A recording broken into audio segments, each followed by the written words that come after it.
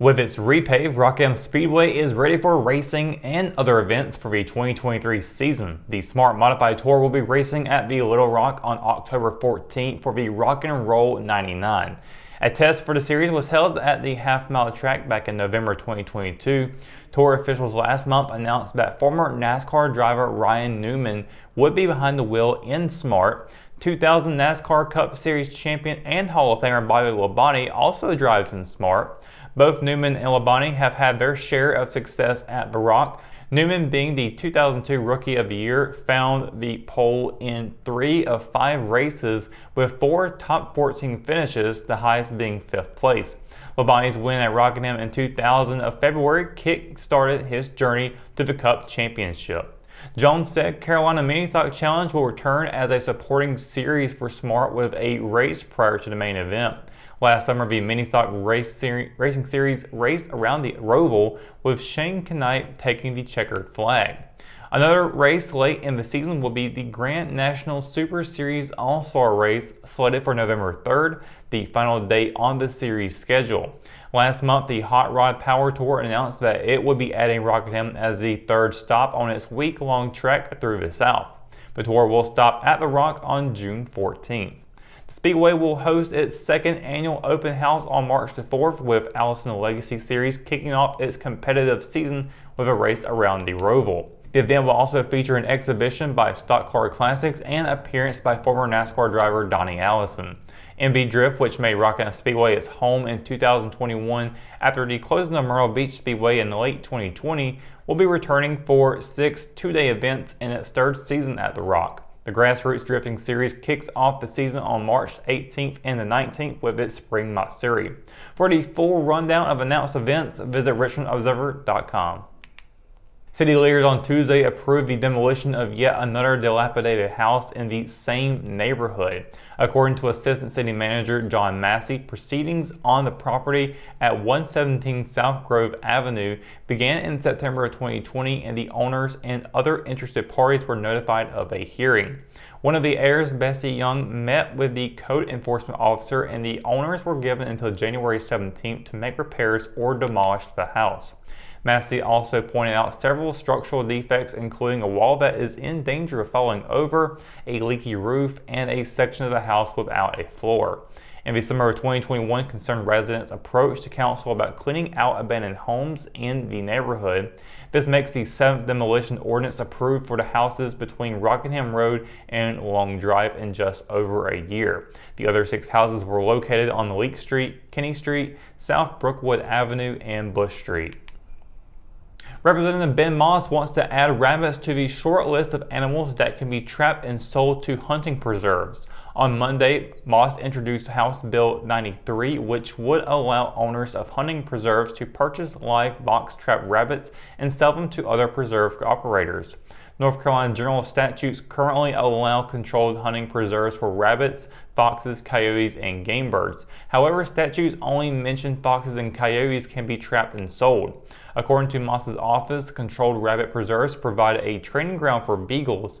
There is an annual $25 licensing fee to operate a rabbit preserve. The fee for preserves to hunt birds, coyotes, and foxes is $100 per year.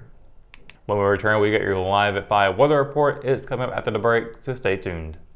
Hometown heroes? Well, maybe. When it comes to backyard comfort and no pesky mosquitoes, call Brown Termite and Pest Control at 910-895-6410 or 910-276-8870. Their team of superheroes can take back control of your paradise. That's 910-895-6410 today.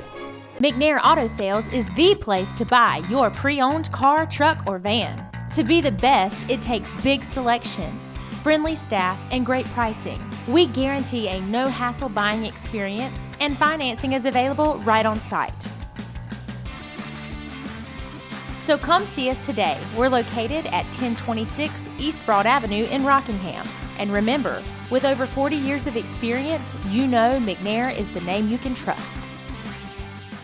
At Richmond County Hospice, we strive to provide high-quality care to our patients and their families. Whether it's the incredible hospitality at the Haven House or from the comfort of your own home, you can count on hospice to be there for you. We also offer monthly grief support groups, and our chaplain will be there to hold your hand in prayer. Through our amazing staff and our volunteers, hospice has made difficult times easier for our community. Call the number on your screen if you feel that you or your loved one may benefit from our services. Richmond County Hospice.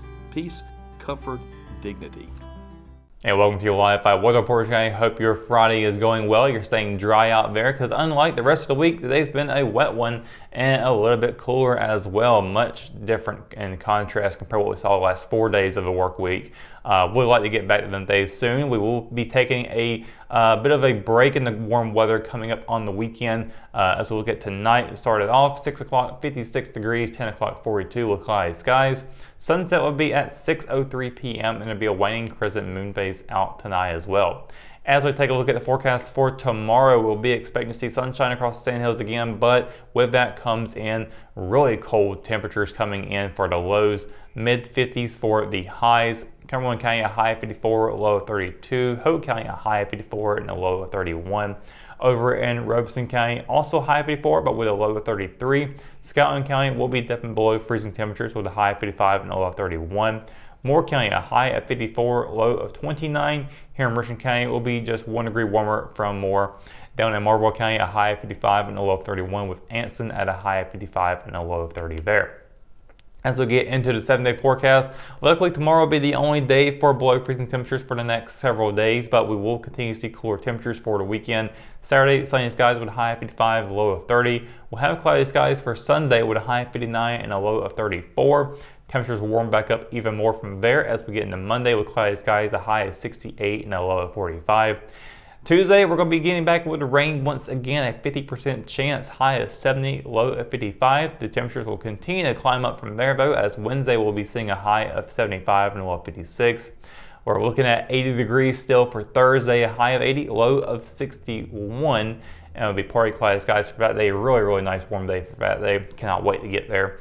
We'll drop back 10 degrees more though on Friday with with cloudy skies, a high of 70 and a low of 52, and that will round out your 7-day forecast. So again, a little bit cold for this weekend. Once again, I'm kind of hoping this will kind of reverse around a little bit because I've got a lot to do for outdoor activities over the weekends, and yeah, it's not been really fun dealing with that cold weather personally. But hey, you gotta do what you gotta do, and you gotta live what you gotta live with. So.